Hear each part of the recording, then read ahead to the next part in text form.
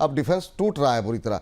तो अब टूटते हुए बाजार में लोगों के सवाल भी हैं हमारे पास, तो क्या करना चाहिए जरा फटाफट जानने की कोशिश करते हैं। रक्षा सहयोग और ज़्यादा मजबूत करने पर भारत अमेरिका का फोकस रहेगा। भारत अमेरिका के बीच 10 साल का डिफेंस फ्रेमवर्क पर जो है वो चर्चा हुई है। भारत के साथ अमेरिका की पेंडिंग डिफेंस डील्स पर भी, जो पुरानी डील्स हैं उस पर भी बातचीत हुई है। एक दिन पहले ही दोनों देशों के रक्षा मंत्रियों के बीच फ़ोन पर भी बात हुई है और अगली बैठक में 10 वर्षीय रक्षा समझौते को लेकर के हस्ताक्षर पर सहमति बन गई है।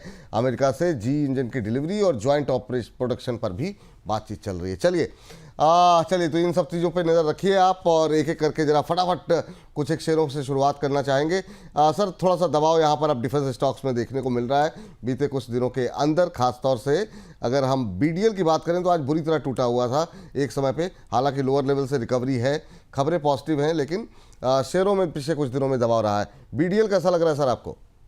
नो डाउट विपुल जी, डिफेंस सेक्टर को लेके मैं पॉजिटिव ही हूँ और मुझे लगता है कि जो है बीडीएल जो काउंटर है यहाँ पे शॉर्ट टर्म जो करेक्शंस हुआ था ये कंप्लीट हो चुका है।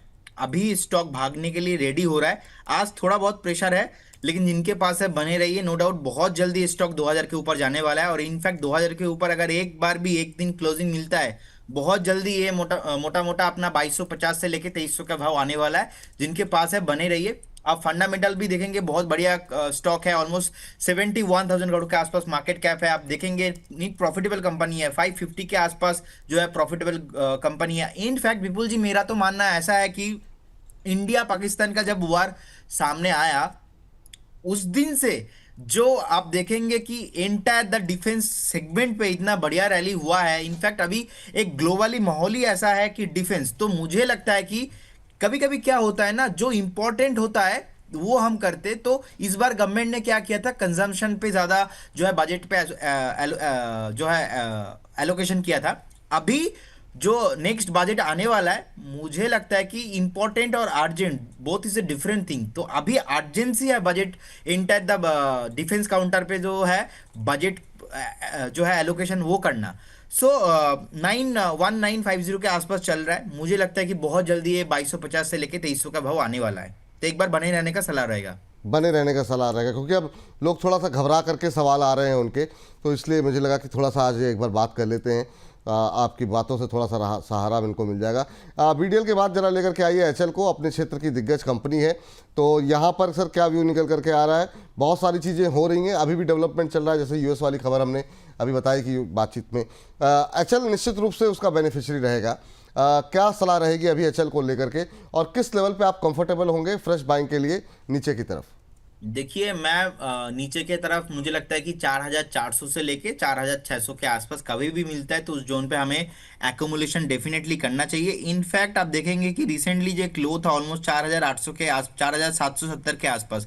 विपुल जी ये ना कहना बहुत मुश्किल है कि कितना नीचे आएगा, तो इसीलिए ना आपको क्या करना है, if you want to invest 100 rupees, आप यहाँ पे एटलीस्ट 50% निवेश कीजिए। बाकी 50% ना आप 4800 से स्टार्ट कीजिए और 4400 4300 नीचे के साइड में थोड़ा थोड़ा थोड़ा थोड़ा करके इन्वेस्ट कीजिए। Because the target is very weak. मुझे लगता है कि बहुत जल्दी इसमें नेक्स्ट अगर आप 1.5 साल भी टाइम देते हो तो मुझे लगता है कि एक बार आपको 7,500 से लेके 8,000 का जो प्राइस है वो आने वाला है। इनफैक्ट मैं कल ही मेरा टीम ने एक वीडियो मुझे दिखाया, फरवरी में आपके साथ बात हो रहा था, उस टाइम पे प्राइस था 3,200 3,500। उस टाइम पे मैंने बताया था ऑल टाइम हाई जाएगा, उसके ऊपर और जाने वाला है। तो मेरा टीम ने वो वीडियो निकाल के मुझे दिखा रहा था, सर आपने ऐसा बोला था। तो अभी ऑल टाइम हाई के आसपास ही आ चुका था, 5,000 के आसपास। तो अभी मेरा स्टेटमेंट यही है कि इससे सर बेसिकली अभी जो है लास्ट 3 से 4 महीना ऑलरेडी चला है, तो अभी मुझे लगता है कि और 2 महीना हो सकता है कि ना चले।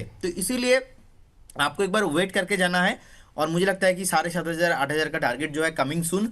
और आप देखेंगे 3,29,000 करोड़ के आसपास मार्केट कैप है। लिक्विडिटी तो क्या बताओ बहुत बढ़िया है, 8,000 करोड़ के आसपास प्रॉफिटेबल कंपनी है। तो जिनके पास है बने रहिए, कोई इशू नहीं है। चलिए तो ये बात एचएल को लेकर निकल के आ रही है। एचएल के बाद जरा बीएल लेकर के आइए। बीएल भी लोगों का फेवरेट है और सबसे देर तक इसी ने सस्टेन किया, और अभी भी आप देखिए कि मतलब जिस तरह की गिरावट सर बाकी काउंटर्स में देखने को मिली डिफेंस के, बीएल होल्ड कर रहा है। वो अभी भी 400-425 के नीचे नहीं गया। तो ये जो झुकेगा नहीं वाला एटीट्यूड है, ये इसमें वाकई में देखने को मिला है। क्या करें अभी, बस खैर जिनके पास लॉस तो बहुत ज़्यादा नहीं होगा तो होल्ड करके रखे रहें। और किस किस लेवल पे एंट्री करें सर इसमें? डेफिनेटली विपुल जी, ये तो डायलॉग भी अभी याद हो गया बीएल के लिए, झुकेगा नहीं। अब पार्ट टू के लिए वेट कर रहे हैं बहुत सारे लोग। कमेंट किया था, मैंने देखा था कि सर पार्ट टू में तो झुक गया था। हाँ सर, पार्ट टू में झुका था तो वो बात अलग है, लेकिन मुझे लगता है कि इसका एटीट्यूड ही ऐसा है कि झुकता नहीं है। तो अभी जिनके पास है डेफिनेटली बने रहना चाहिए। अपना ये साइन होता है कोई भी स्टॉक मल्टीबैगर होने से पहले, उसके अंदर का जो स्ट्रांगनेस है ना, वो बेसिकली दिखाता है कि नहीं क्या है। अभी कितने भी आप इनको परेशान करो, देखो झुकेगा नहीं, मतलब झुकेगा नहीं। तो एक बार आप बने रहिए, ऐसा कोई प्रॉब्लम नहीं है। स्ट्रक्चर वाइज बहुत ही अच्छा है, फंडामेंटल कंपनी बढ़िया है। तो मेरे ख्याल से देखिए, आप देखेंगे ऑलमोस्ट प्रॉफिटेबल कंपनी 5,000। एच के बाद बीईएल हाईएस्ट प्रॉफिटेबल कंपनी है, 5,320 करोड़ के आसपास प्रॉफिटेबल कंपनी है। मुझे लगता है ये मल्टीबैगर होने वाला है। इनफैक्ट 3 साल देख के जाएंगे, 1,000 के ऊपर आपको प्राइस मिलेगा। ठीक है, 3 साल, ये आप लोग टाइम फ्रेम थोड़ा सा लंबा रखिए यहाँ पर।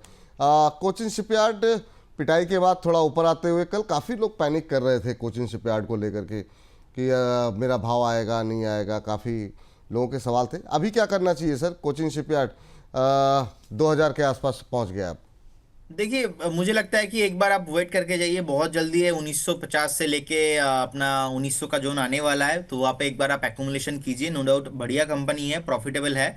ठीक है, तो एक बार होल्ड करने का सलाह रहेगा। लास्ट टाइम हमने देखा था कि ऑलमोस्ट 1,500 से लेके 2,500 तक टॉप बना के आया। और मेरा मानना यहाँ पे ऐसा है कि सर नेक्स्ट हो सकता है कि और भी 1-2 महीना ना चले, क्योंकि जब स्टॉक भागता है तो भागता है, अब जब चलता नहीं है तो एटलीस्ट जो करेक्शन टाइम है वो है ऑलमोस्ट 6 वीक्स to 8 वीक्स। तो 6 to 8 वीक्स आपको एक बार पेशेंस रखना है, बने रहिए, ऐसा कोई स्ट्रक्चर वाइज प्रॉब्लम नहीं है।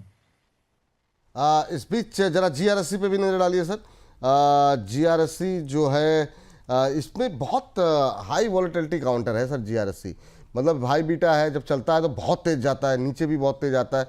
अभी आज थोड़ा शांत है, क्या सलाह रहेगी सर 2900 पे? एक्यूमुलेशन जोन रहेगा 2,850 से लेके 2,950। कभी भी आता है बाय कीजिए। स्टॉप लॉस रहेगा इसमें 2,550, और टारगेट रहेगा फिर से 2,400 2,600। एक्यूमुलेशन आपको करना है 2,850, 2,850 से लेके 2,950 के जोन में आपको बाय करके चलना है। तो घबराने की कोई बात तो नहीं है ना और डिफेंस में सर? नहीं सर, जिस तरीके से यहाँ पे अभी स्ट्रक्चर बना है, और मुझे नहीं लगता कि ज्यादा इसमें प्रॉब्लम होना चाहिए। अभी इतना चला है, लास्ट देखेंगे कि 1900 से ऑलमोस्ट 1,600 से ऑलमोस्ट 3,600 हो गया, डबल हो गया। ये जो डबल हो गया कुछ ही महीनों में, तो इसके लिए तो आपको एक बार प्रॉफिट बुकिंग भी आएंगे। एक मतलब जनरल एक थिंक है। आप देखेंगे निफ्टी को लेके ना, ऐसे बहुत सारे लोगों का बोलना था कि निफ्टी निफ्टी क्या करेंगे। अरे सर, निफ्टी क्या है, लास्ट 3 महीने में आप देखेंगे निफ्टी भाग चुका है। आप देखेंगे ऑलमोस्ट 14%। तो एक नॉर्मल थिंग है, अगर 14% चला है तो ये हो सकता है कि 4-5% ना चले और 2 महीना ना चले।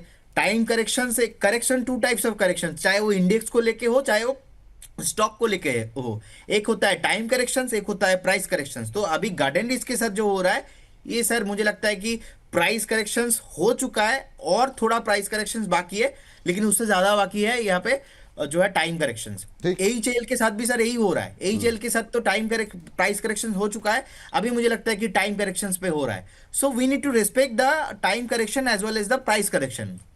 बिल्कुल सही बात है सर। जो शेयर सर थोड़ा अच्छा परफॉर्म कर रहे हैं प्राइवेट सेक्टर के, उसमें क्या करना चाहिए? जैसे पारस डिफेंस को देखिए, एकदम से चर्चा में आया इंडो पाक के बाद, और उसके बाद से काफ़ी शानदार मूव भी रहा है। अभी क्या करना चाहिए? कल भी अच्छी चाल रही है यहाँ पर, और कल आपसे डिस्कशन भी हुआ था शायद इस पर। अभी क्या करना चाहिए? जी सर। सर पारस में गिरने का जगह नहीं है अभी, और जितना नीचे गिरना था वो ऑलरेडी हो चुका है।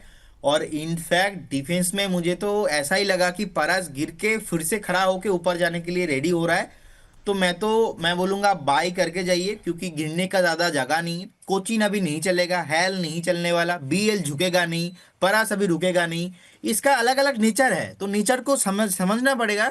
वो प्राइस एक्शन रीड करके मुझे लगता है कि ऑलमोस्ट 6,800 करोड़ के आसपास मार्केट कैप है। ठीक है, बीटा बहुत हाई है, तो मेक श्योर जब चलेगा तो बहुत चलता है, लाइक 10% 15% चलता है, ऐसा बहुत दिन हमने देखा है। तो इसीलिए पारास में आपको एक स्टॉप लॉस मेंटेन करना है। स्टॉप लॉस रहेगा मेरा 1,550, 1,550 के आसपास स्टॉप लॉस मेंटेन कीजिए।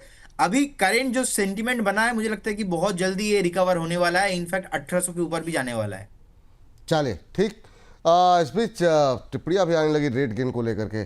कह रहे हैं सर 478 बाइंग तो कर लिया है सर, अभी 485 495 के टारगेट कितने दिन में आ सकते हैं? अभी 468 पर आ गया है। अभी बताते हैं सर, ये थोड़ा थीम खत्म हो जाए ना, जाते जाते एक अपडेट आपको बिल्कुल रेट गेन पे मिल जाएगा, तो थोड़ा धैर्य रखिए, बस इसको जरा इस थीम को हमारे जो है ना कंप्लीट हो जाने दीजिए। चलिए अब जो है जरा आइडिया फोर्स लेकर के आइए सर, जरा आइडिया फोर्स पे क्या सलाह रहेगी? थोड़ा अब सुस्त होता हुआ दिखाई दे रहा है, आज भी 4.25% के आसपास की गिरावट यहाँ पर देखने को मिल रही है। क्या टिप्पणी रहेगी आपकी आइडिया फोर्स को लेकर के? देखिए, जिस तरीके से मुझे लगता है कि पैटर्न बना है, एक बार 550 555 टच हो सकता है। यहाँ पे स्टॉप लॉस होना चाहिए 525 और बाइंग प्राइस होना चाहिए 550 से लेके 530 के आसपास, कभी भी आता है तो उस जोन पे। और थोड़ा नेगेटिव हो सकता है क्योंकि लास्ट 4 से 5 महीने में बहुत चला है, और इसीलिए एक बार वेट करके जाइए। ऐसा तो कुछ नेगेटिव चीज़ नहीं है, बेसिकली ड्रोन बनाता है कंपनी, और हमारे रडार पे उस दिन आया था जिस दिन इंडिया पाकिस्तान वाला वो जो वार है सामने आया था, उस दिन अप्रोक्स 230 के आसपास रडार पे आया था, तब से भाग ही रहा है, तो ऐसा कुछ प्रॉब्लम नहीं है। बने रहिए। चलिए बने रहिए, यहाँ पर आइडिया फोर्स पे ये सलाह निकल करके आ रही है। आइडिया फोर्स के बाद जरा लेके आइए डेटा पैटर्न फटाफट। 1-2 मिनट बाकी रह गए, तो डेटा पैटर्न पे जरा सर एक बार एक नज़र डाल लीजिए। डेटा पैटर्न कैसा लग रहा है? आज हरे निशान में ज़रूर है, आपकी टिप्पणी क्या रहेगी? अभी क्या कोई संभावनाएं हैं यहाँ पर? देखिए, नीचे से फिर से घूम चुका है स्टॉक, मेरे मेरे ख्याल से बॉटम बन चुका है, अभी फिर से ऊपर जाने के लिए रेडी हो रहा है। बहुत जल्दी आपको यहाँ पे 3050 एंड 3100 का प्राइस जो है आने वाला है। एक बार बने रहिए विथ स्टॉप लॉस ऑफ 2850 का स्टॉप लॉस आपके पास होना चाहिए। Profit growth, net PAT, all everything is very good. ये रहा बात डेटा पैटर्न को लेकर के यहाँ पर। और सर जरा 2 शेयर लास्ट आप अगर फटाफट एक बार देख लें। एक तो एस्ट्रा माइक्रोवेव देख लीजिए सर, और अपोलो जो है पे बात करना चाहेंगे। अभी क्या वहाँ पे अपोलो माइक्रो पे क्या व्यू है? यहाँ पर 2 लास्ट काउंटर सर आपकी तरफ से फटाफट जरा। देखिए, एस्ट्रा माइक्रो पे मुझे लगता है कि और थोड़ा यहाँ पे नीचे आने का पॉसिबिलिटीज है, और लेवल रहेगा 1025 से लेके 1015, इस जोन पे आपको एकोमुलेशन करना है, अभी नहीं। स्टॉप लॉस रखना है आपको 960 के आसपास। और सेकंड स्टॉक बताया आपने अपोलो? Apollo micro sir.